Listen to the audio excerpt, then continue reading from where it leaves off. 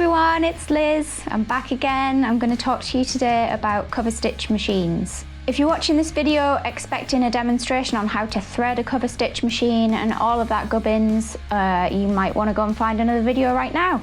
I've actually linked below to a demonstration video of the particular cover stitch machine that I'm using today, so you can see exactly how it's threaded and all that kind of thing.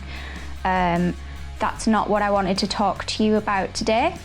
I wanted to give you a really fun demonstration of what you can do and the kind of effects you can get using a cover stitch machine, so stay tuned if you'd like to see that. I'm also going to be giving you some answers to common questions I see asked about cover stitch machines. People tend to have a lot of questions about them because they are quite expensive machines in the grand scheme of things. So yeah, people want to know whether it's worth their while investing. There are three ways you can use the cover stitch machine. You can either use it with one needle in and it will give you a chain stitch on the back. This is typically used to top stitch around necklines and possibly even armhole seams. And it just gives you a line of top stitching that's stretchy. So if you check any store-bought t-shirt, you'll typically find this around the neckline. The second way you can use it is with two needles in it, and this will give you the typical hem that you see on store-bought t-shirts. And you'll see that there's a loopy thread on the reverse of the fabric and two tram lines of top stitching on the front. And the third way, which is a way that I really like to use it quite often, is to reverse cover stitch. And this will give you a decorative loopy stitch on the right side of the fabric, and then you'll get the two tram lines on the reverse of the fabric. And it basically just means that you're putting the fabric through the machine the wrong way around compared to how you'd normally do it. No big deal.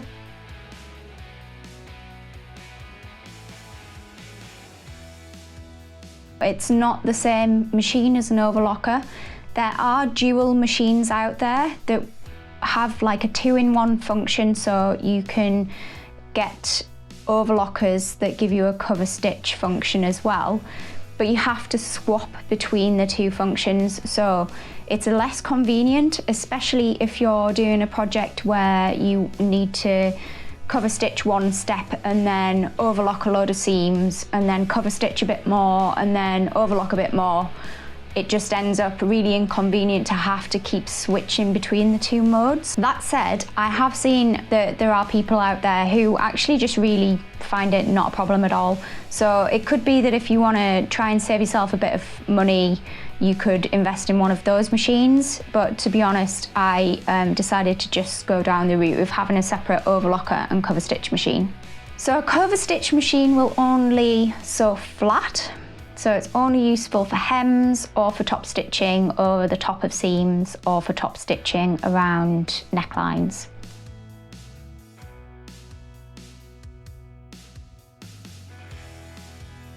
I think that a cover stitch machine is a nice to have machine. I wouldn't say it's something that you absolutely need to start your sewing career. In fact, it doesn't really do anything that you couldn't do on the average sewing machine. What it will give you is a more professional finish on jersey garments, and actually even on woven garments as well.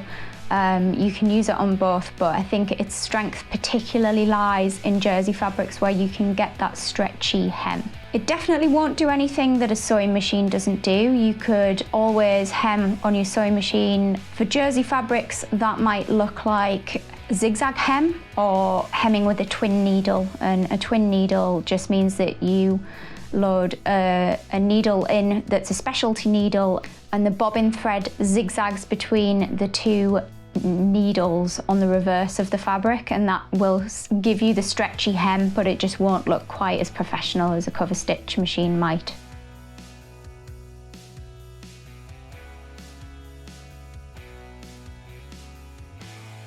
I'm not going to give you any instructions on how to thread up a cover stitch machine. What I am going to show you is how I would use it in a project to add a little decorative edge to a little girl's dress. So I have my Blue Peter moment, one I made earlier.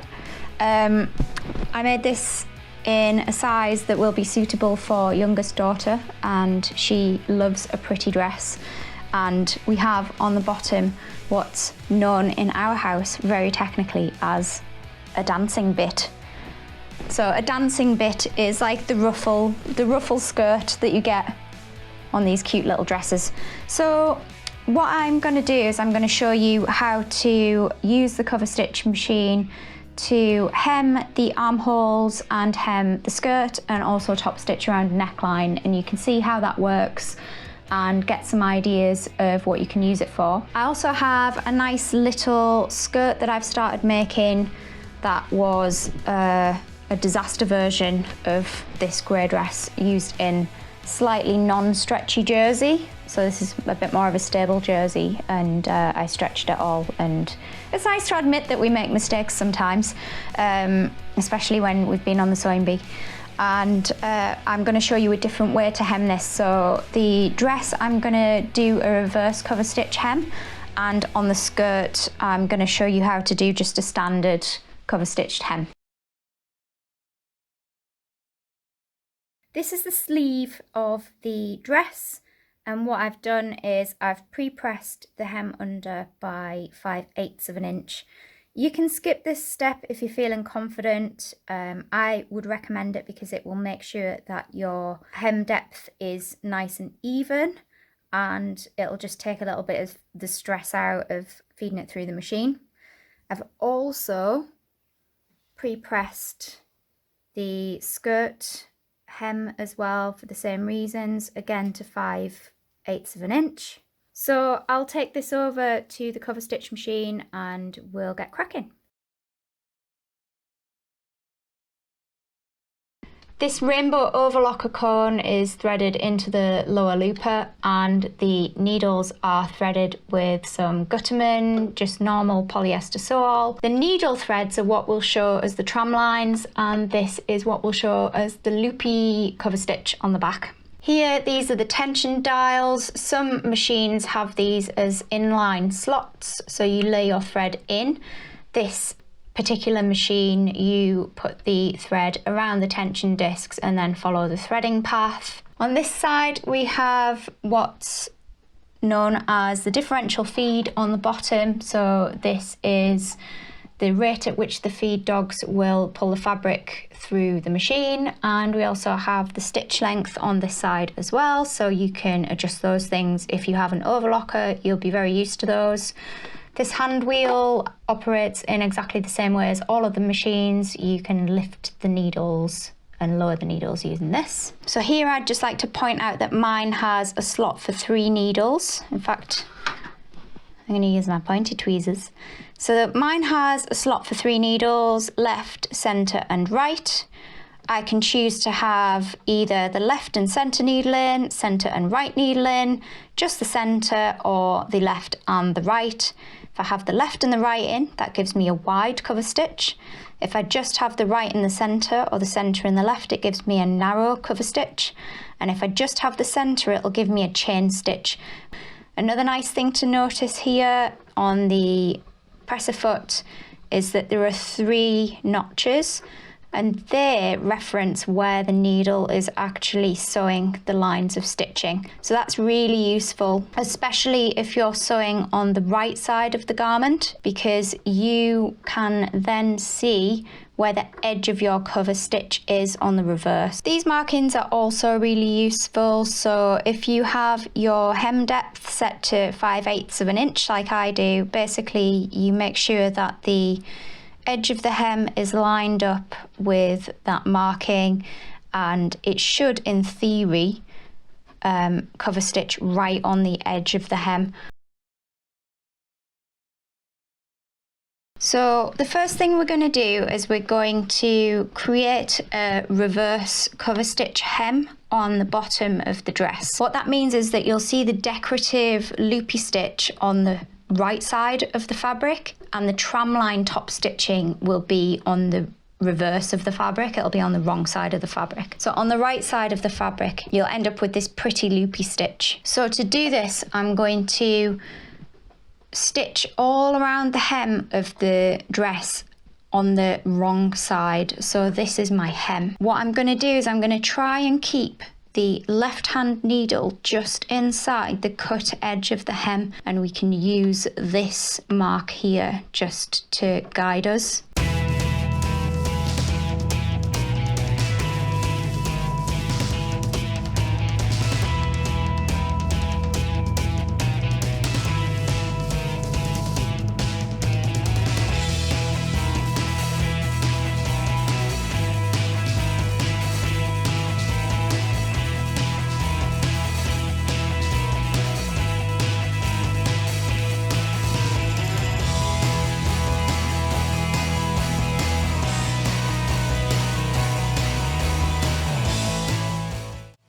The way to finish a line of stitching is to pull your presser foot up and make sure that your needles are in the uppermost position.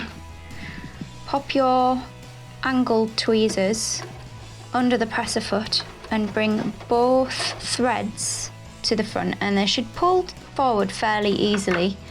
Then you need to snip the threads and you need to pull the entire piece of work to the back and the left. And what that'll do is it'll just pull your threads to the back. So it'll pull your needle threads to the back, and it'll pull your looper thread tight as well. And it'll just knock that off nicely, and it'll lock it so that it can't unravel. If you don't do this, what will happen is you can just pull on the looper thread and it'll undo everything. It'll undo your entire piece of work, which is very disheartening once you've actually got it where you want it. So there we have the rainbow effect decorative hem on the front, and I'm just going to repeat that on the sleeves, and then I'm going to show you how to do a single chain stitch top stitch around the neckband.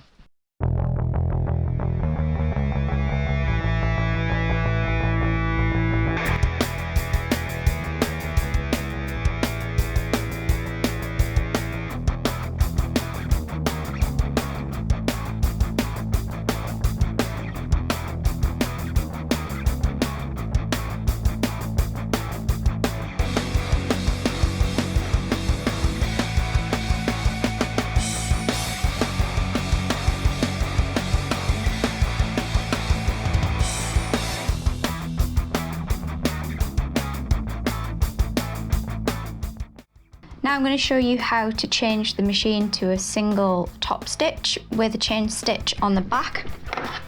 So to switch to the single needle chain stitch, we're just going to move the needle into the center hole, and I'm just going to tighten that little screw up. So I'm just going to pull that through, and then what you can do actually is if you just want to get the thread through to the other side of the presser foot, we just dip the needle once and pull it, and it'll just pull the needle through. So all I'm going to do is I'm going to make sure that my overlocked seam is down to the body side of the dress. We don't need to do anything special to start and stop it. There's no reverse button, so we just get going.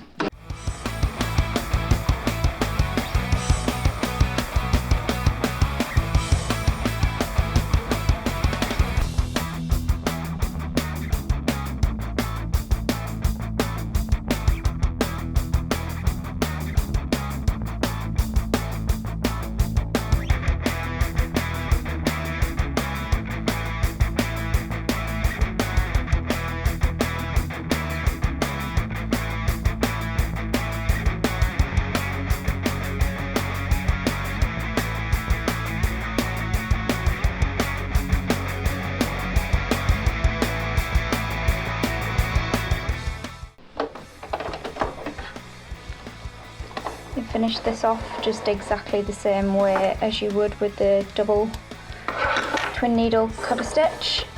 Just pull it forward, snip it, and then pull to the back and the left. And we have a nice, very neatly top stitched neckband. What we have on the other side, which you can see with the rainbow thread, is hopefully you can see that we have the chain on the other side and we have the top stitch on the front, and that is extremely stretchy indeed. I'm just going to show you now how we go back from the single chain stitch to a wide cover stitch, and I'm going to show you how to hem the little skirt I referred to earlier.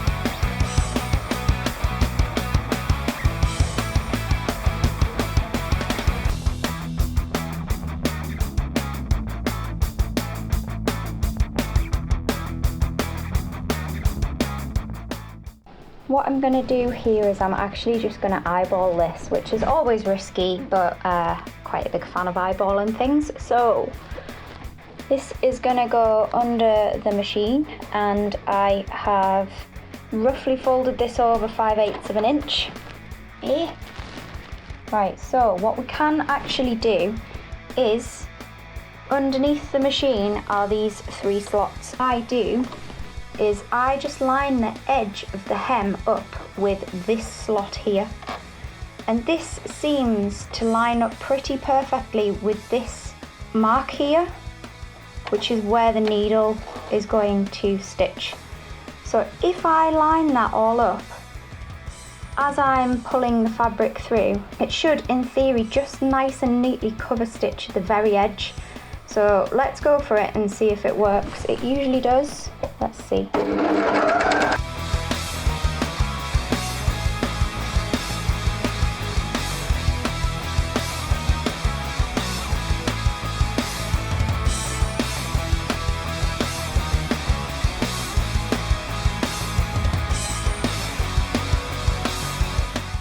So what we have here is the cover stitched hem, and considering I was just eyeballing this going through the machine, it's done a pretty good job. You can see there are some little bits here where I haven't quite caught the edge, but you know, I'm not mad about that, that's fine. Yeah, passable hem, and that's how it looks from the right side. So you have 2 different options for hemming. You have the reverse cover stitch, which leaves this nice decorative looping on the outside, and you have the traditional cover stitch, which leaves the 2 lines of top stitching and the loopy finish on the back, both very stretchy. Job's a good in.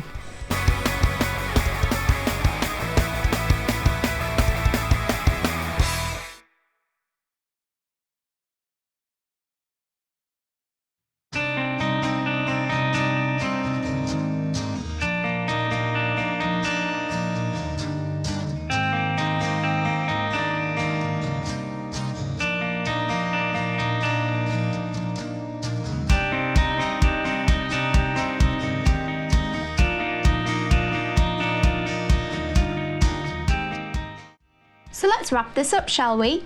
Today I showed you 3 different techniques that you can use the cover stitch machine for. I showed you the traditional hem, which looks like this, the trim lines of top stitching and the loopy backside, very stretchy, very good.